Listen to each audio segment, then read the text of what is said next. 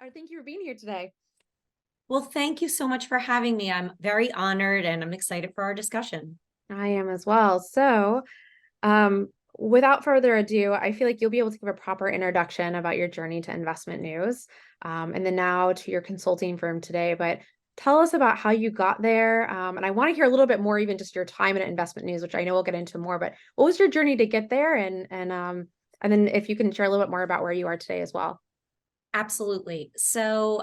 When I graduated from college, I thought I wanted to write commercials for a living Mhm. and wanted to get, a job at an ad agency and, writing jingles and very in a very creative field. And that's not the easiest job to get right out of college. Let's put it this way.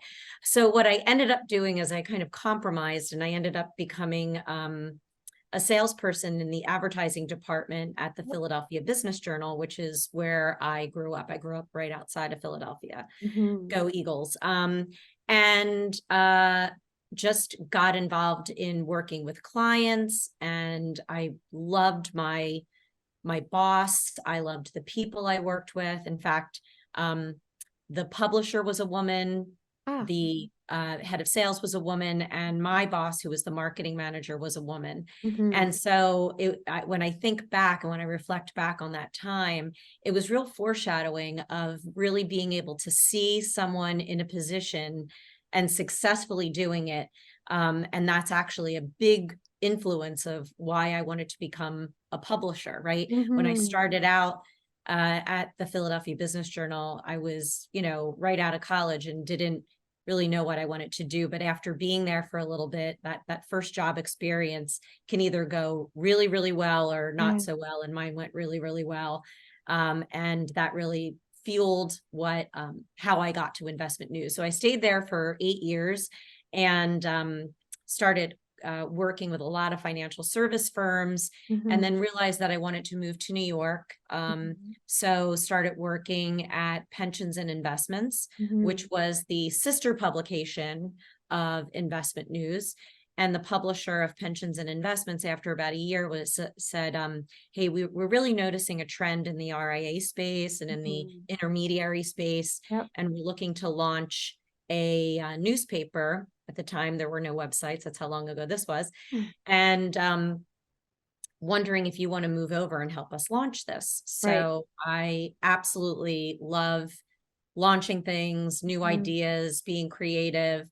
P&I was a little dry. Mhm. And so we launched Investment News, and that was in 1998. And was running sales for many years, then became the associate publisher and became the publisher in 2006. Mm. And during that time period, I really got to understand the wealth management space and the evolution of it, quite frankly. So it's when I think back, there were two major things happening, right? There was Mhm. the evolution of the financial planning, wealth management business from, Right. traditionally like broker model, investment focused, to now much more holistic focus, to an independent Yes. model.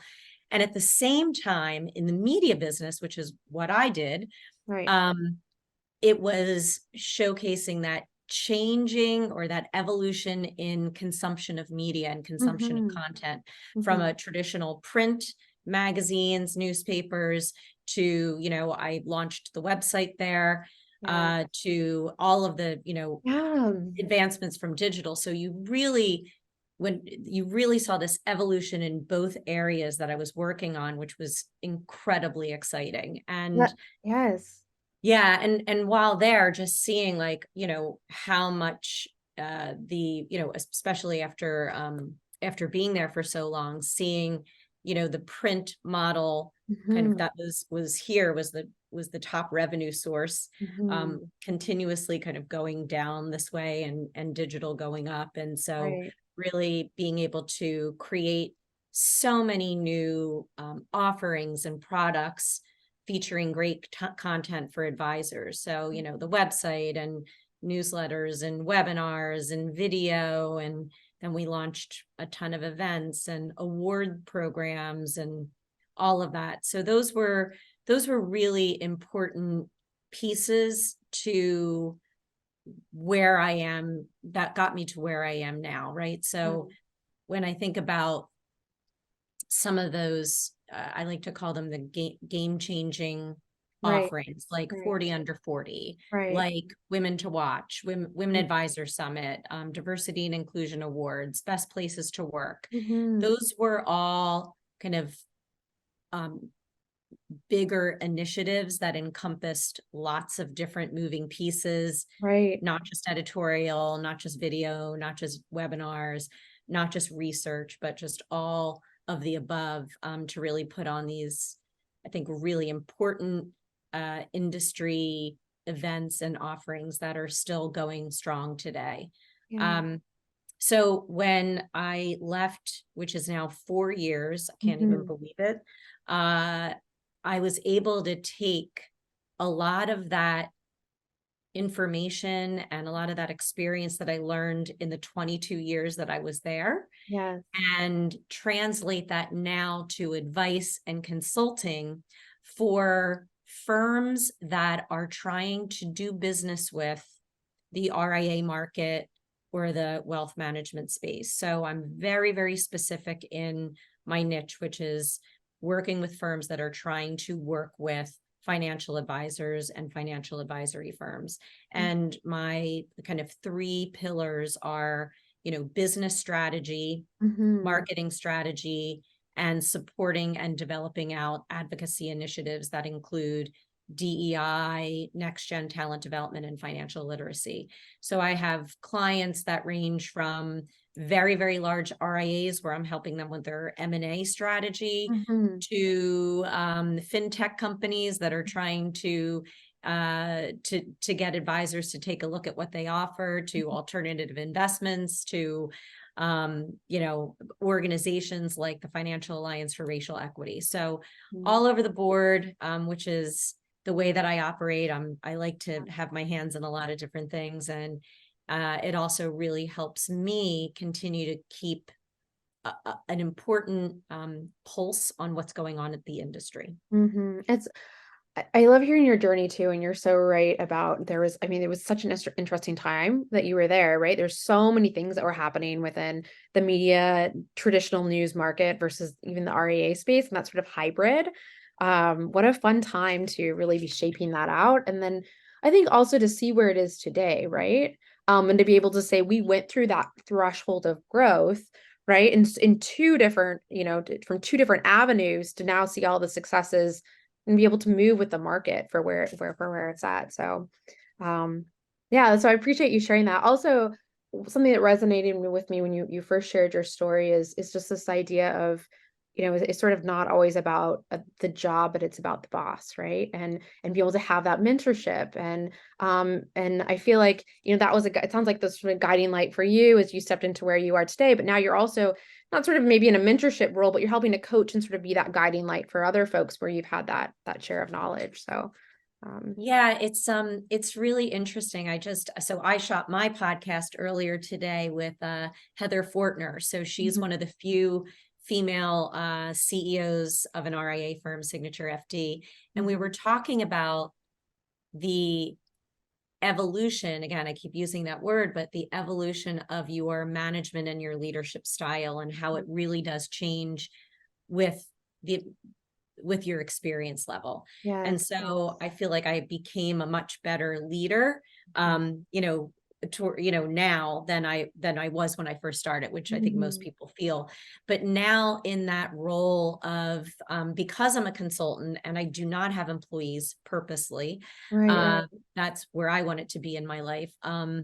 I now can mentor people that I choose or they choose me. mhm, mhm, And it's been absolutely wonderful. And then most of the people that I did mentor at Investment News were people that worked directly for me. mhm, And just to see where they are now is really unbelievable. yeah, So I'm giving advice now to a lot of women who are looking to step out of their organization or have stepped mhm, out of their organization and form their own firms. And that's just so much fun because you learned a lot along the way. And I had some terrific women that that jumped in and helped me when I started my firm, Lori Hardwick, who is a mainstay in the fintech space. She had started her consulting firm and shared a lot of great best practices with me. So I always say, like, developing out that network is Mhm. so important Cool. for a variety of reasons, not just for business development, right? Which Right, is right. maybe originally how we all start thinking about a network. But really, as you continue to evolve in your career and on your journey and what you want to do, part of my business model is my connections with a lot of VIPs in the industry. Right. So that is, just keep that in mind. That's a really important technique when you're growing your business. Absolutely. I think not just being able to build those relationships, but maintaining them and that sort of thing. So, um, I I think it's also rewarding, right, to see folks as they've grown over their career and what they're doing. I know for myself, I have the fortune of being able to see really C-suite from a variety of organizations at different stages, but you can sort of like cherry pick a little bit of kind of the best of the best, or even just learnings for what to do and what not to do. And so it's fun to hear you talk about that, where you are at your point in your career to be able to, like you said, sort of pick and choose, but then also as you're coaching to be able to help folks, but then give them kind of the best of the best as they're growing with their professional career. So um, shifting, I want to shift topics a little bit. So one of the Sure. pillars you talked about was marketing. And you have been at a seat, in investment news. You've been able to see how folks interface with the media from a variety of angles. And, we work with a lot of RAs, a lot of advisors, and PR always comes up, right? Mhm. Um, I know there's been trends in PR has obviously changed, and there's so many different ways of approaching it, but I'd love to just hear a little bit about that side of things. How do you recommend that advisors even go about PR and reaching out to the media, and kind of what's a first step if someone's thinking about just yeah, being a little bit louder with thoughts. So Yeah, so this could be a, 5-part series, right? Because there's so fair. much to it, right? So we're Yeah. gonna we're gonna scratch the surface a little bit, but I think what I always would recommend is before you start with anything, Hmm. you start with the why. Hmm. And why you should make as an advisor this a priority, meaning marketing or Hmm. PR, and put some money behind it. And, I think making sure you are very clear on the why you wish to pursue a media relations strategy. What are you looking to accomplish? Hmm. Because if you just say, oh, everybody says I need to have a media strategy, so I need to have one, Hmm. that's you're missing an important foundational step. Hmm. You Hmm. need to understand and create a plan and goals of what you actually are trying to accomplish. And some of those whys and some of those goals could be like establishing, I want to do this because I want to establish credibility with prospects and current clients. Hmm. Because when they see your name quoted in like a third party like CNBC or Investment News or Barron's or Wall Street Journal, Right. um, it gives that impression that you're an expert on a particular topic, right? So I would say that's probably the number one why, right? Like Hmm. understanding that. Also, like for branding and an awareness building tool. I mean, PR is, second to none for that. Um, it's also an essential part of an overall marketing mix. It's not the only part. So I always caution, like, if you're only going to go in on PR and not do all the other pieces that Yep. are important to that, you're not going to get the most out of it. And Hmm. that's where I just say, like, really understanding what your overall marketing strategy is, in which PR is, one of those spokes. Yes. Um, and then when you get that PR content, say you get an article posted or a column featured, how are you leveraging that in the rest Hmm. of your media strategy? That's why having that larger picture strategy is important. The other thing around a why is the, Google search relevance. Hmm. In this day and age, there's very few people that are going to do business with you until they've Google search you. And so if nothing comes up, that's not great.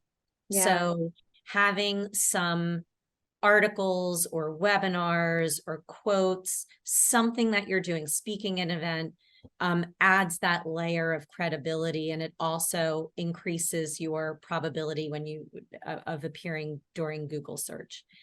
Also, it helps get more interviews with other media. So if you jump in, it'll into your first interview, that will eventually lead to more and more down the road. So I just gave you a couple of the whys, but before that, after you just develop your whys, define what success looks like so Mhm. you can measure what works and what doesn't. So like ask yourself again what you want to accomplish and then write it down, because you're more likely to follow that plan if you write it down.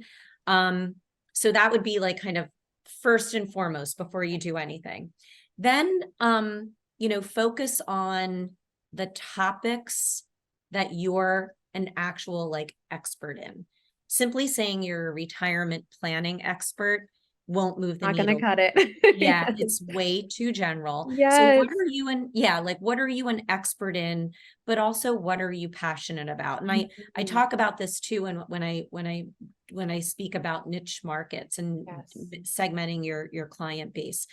I just interviewed on my podcast an advisor that focuses in on, this is niche, Hmm. LGBT, well, actually, um, gay women Hmm. that have dogs. Oh, So that's a big totally. niche, right? But Yes. there's plenty of them.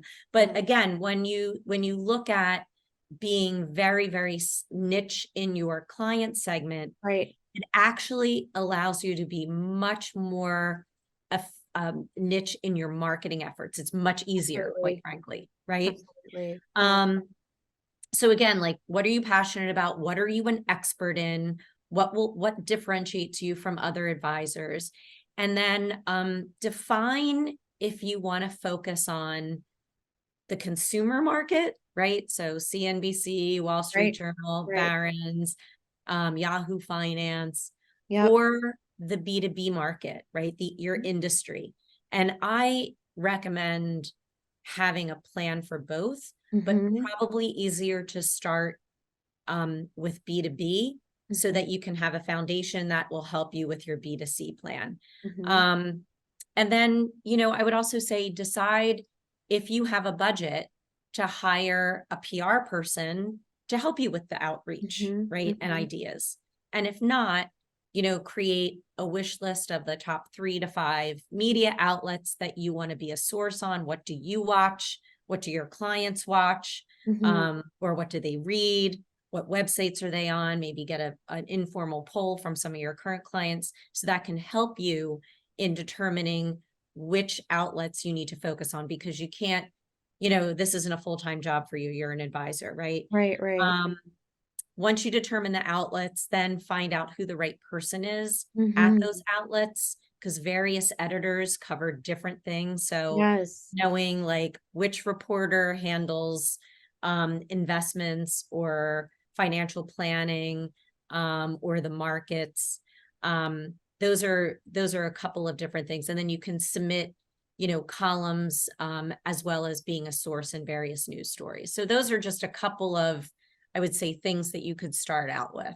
Yeah, I feel like this is fantastic. Give us like a quick start guide, right? To just PR. Like, where do you start, and then where do you actually take it to the action steps? Mm-hmm. Which is like a great way to get started. It's sometimes we have firms that we work with, and they go, "We want to be featured in the New York Times," and I'm like, "That's great, but like, let's like get into it because it can be so shiny object, you know." And I think that sometimes it's hard to know where to start, and often just reminding folks if they do want to DIY that, people are people and it's got to be authentic and it's got to actually add value to their readers, to what they're writing, these kinds of things. So it's a two-way street. And to your point about knowing your target, right, is if you're passionate about it, you're probably going to be able to then just naturally speak to it. So it becomes a win-win for what they're trying to work on as well. So them meaning that whoever's writing it, right? So Absolutely, absolutely. And again, like having a very clear understanding of what you're trying to accomplish mhm. before you start anything to me is the biggest mistake. Those that the biggest mistake of those that don't do that. Yes, yes. And just answering the big picture question too. So yeah, that why, or what's the end goal? What are we trying to accomplish with this? So um no, this is great. Like I said, it's a really good like starter quick start guide for where do you start with it, right? Because it can sort of be um shiny. So I appreciate you breaking that down. And you're also just from your perspective from where you are as well. Yeah. So Yep. anything in the media that you feel like is missing? Any stories, any kind of topics that you're seeing? Are you seeing kind of an undercurrent of conversations even that you're having with the firms that you're consulting with? Do you feel like there's topics that would be valuable just in the financial services, media landscape to hit on more? Yeah. So I think again, step one is, are you talking about B2B? Or are you Mm, talking about B2C? mhm, So again, just that seems so simple to mhm, like maybe you and I that play in this space every day. mhm. But for an advisor, that's maybe not like, this is not second nature to them. Right, More, right. I have talked to more advisors that are just like, I just need a good website. Can Yeah, somebody help me do that? Like my focus is on, providing great advice to my clients, yeah, or creating a business to business strategy, business development strategy for my firm. So this feels uncomfortable. So great. what I would say is start with, who are you primarily wanting to get your media attention? Is it in the B2B space, meaning the wealth management industry, like the investment news is, the Right. wealthmanagement.com, the financial advisor magazines, or is it the mainstream media? Hmm. So I think you can create your you can create stories and topics Right. based on those audiences. So for example, I think for both of those audiences, utilizing case studies and real life examples to show what your clients are looking for in terms of Hmm. services, like more and more are looking for tax and estate, things like that, Hmm. more comprehensive financial planning services, and then product offerings, ESG, crypto, alternatives, guaranteed income, whatever it would be. So thinking about it from that way and telling a story through the lens of, here's how I helped my client. Yes, Because I yes. think people like to throw a lot of data around, but the Mm. more impactful things is when you can actually cite an example of how you and as an advisor worked with a client to achieve a particular goal doing X, Y, or Z. So I Yeah. think that is a piece that is really, really, really important. And it's also important to show on your website that people Hmm. want to be able to see, like, oh, I have that problem too, or hey, that's something that I worry about as well. Yeah. Um, so that could be one angle. Um, Reporters and editors right now are seeking out diverse voices. So that Hmm. could be whether it's diversity from a racial diversity, age, LGBTQ plus, or next gen advisors, Yep. but also to diversity of thought. And Hmm. what I mean by that is you need to be a tad contrarian at times. Hmm. So Hmm. if you're constantly just agreeing with what's already being,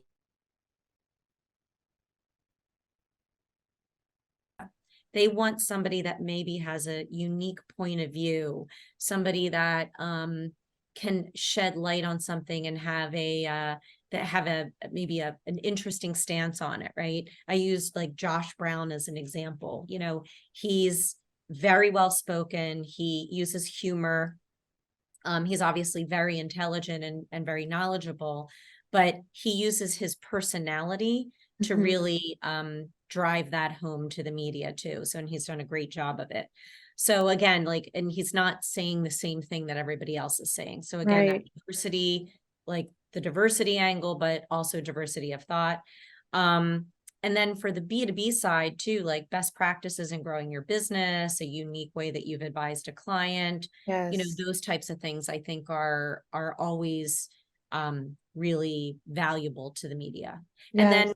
finally, I was just on the phone with an editor from CNBC today, and they're always looking for someone that can comment very quickly Mhm. when immediate news comes out. So if Yes. interest rates go up, if there's a meeting with the Fed, if there's, the job report, what those types of um, major news cycle uh, um, things that are happening in the market now.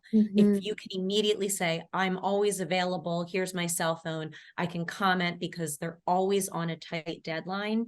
So Yes. realizing that, I think that's another way that you can really um, have a good relationship with the media. Yes, and to that point, I feel like sometimes media opportunities will come in and they don't always come in, right? And then you'll kind of, I think it's a good reminder too, if there's a firm that's working with a PR agency or of sorts, that when that comes in, it's a critical response time. Like response time is very critical, kind of like a new deal would come in, right? You want to be able to respond in a very timely manner as well. So, but you make a good point, right? It's you're that trusted resource for really knowledgeable advice, and making yourself available is a way to build that relationship. So, Yep, uh, absolutely. oh my goodness, well, so many great tips. I can't believe I feel like our time's just absolutely flown here. Um, any other kind of last minute thoughts or kind of pieces you'd like to leave us with regarding media trends you're seeing, any of that? So, Yeah, I would say that the most important thing, and you hear this a lot in marketing, is just be authentic. And I alluded to, Josh Brown being himself, and just that's what people want. That's how people identify and actually want to do business with you, is if yeah, you are just authentically you. So yeah, don't try and be, if you're not super analytical, don't try and be that. mhm, Be what you feel is a good representation of you and your expertise and what you bring to the table. mhm. The other thing I would say is, it's with the media, it's not about what you want, it's about what they need, Yes, right? thank you. Mhm. So understand what is important to the media and work your pitch and your angle around that, not the other way around, right? 100%. Yeah. um and then understand who their audience is and what their main focus of content is, so you can tailor your angle or your idea to them, right? Mhm. So I don't know if you follow Jim Pavia on social media, but he's the personal finance editor for CNBC. And he was, Jim and I worked together for many years at Investment News, and he's hysterical, right? So he loves to publish, here are the horrible things that come across my email, meaning this PR person sent me a pitch that is like, you know, something that has nothing to do with personal finance. So again, like that's an extreme example. He gives so many examples of just people not knowing what he focuses on and how Right. annoyed he gets from it. So Yeah. that's just a best practice. Make sure you are very clear about the right person that you're working with, Mhm. what they cover, and make sure that you're tailoring your pitch and your angle directly to them and what's important to them and their readers. Yeah, so I'm so well said. And I feel like there's just nothing better than just old fashioned, just personalization. And just you, first of all, knowing what your interest is, but then just being real, like you were saying too, right? I mean, as it's different to just send a cold pitch that's cut and pasted to, hundreds of people versus actually, I've been following you. And this is something that I noticed you wrote a few months ago. And I love what you said about this, or however it's spun, right? But that's where I think you were alluding to earlier, the passion piece, right? Because Yes. it's you pulling the thread all the way through, and that's, if you want to say, the magic or what have you, I feel like that's where the relationships kindle and the opportunities are built. So, Yeah, and you just reminded me of something. The other thing I highly recommend you do to establish relationship with the media, with the reporters, with the editors, follow them on social media, read their stuff, subscribe to their stuff, mhm, um, and comment on their stories, share their stories. mhm, Hey, Ryan Neal just wrote a great story about a new fintech firm that's going to help me with my holistic planning services.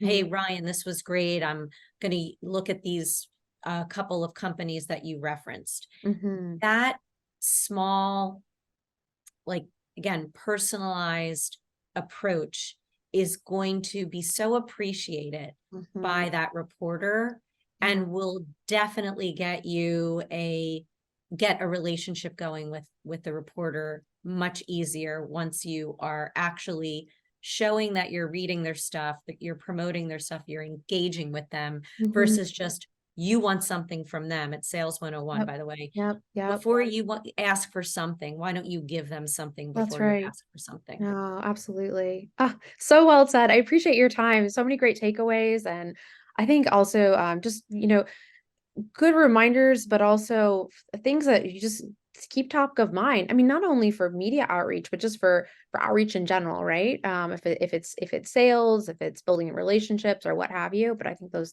pieces carry across the board.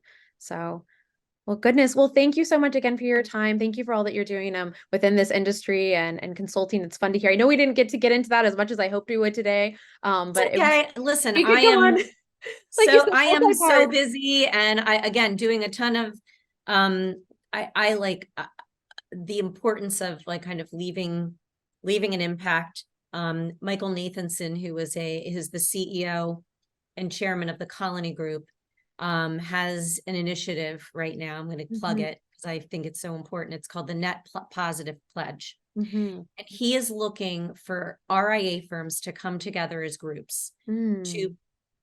pledge that they are going to leave the profession in a better place than when they came into it. And Mm. I think that if, like, so I think one of the things they're doing is they're eliminating, like, plastic bottles, right? Mhm. So they're tallying up how much that is saving the environment, Mhm. helping the environment by saving on plastic. Each firm can do something. Mhm. And so really collectively thinking about how you're already, as advisors, doing such amazing work. I mean, truly amazing work, helping people feel secure and retire in Mhm. a place where they feel secure. Mhm. Now, what else can you do for the profession that's been good to you? So that's Mhm. what I would leave. I'm doing a lot of work in that area. Leaving an impact is incredibly important, I think, for all of us. And I feel very blessed to have been introduced to this great industry 25 years ago. Oh, so fabulous. We'll make sure to link to that resource as well below and appreciate you sharing that. You're just such a wealth of knowledge. And thank you again for your time today. And again, all that you're doing for the space. So, Thank you so much. Thank you for having me. of course, we'll be in touch.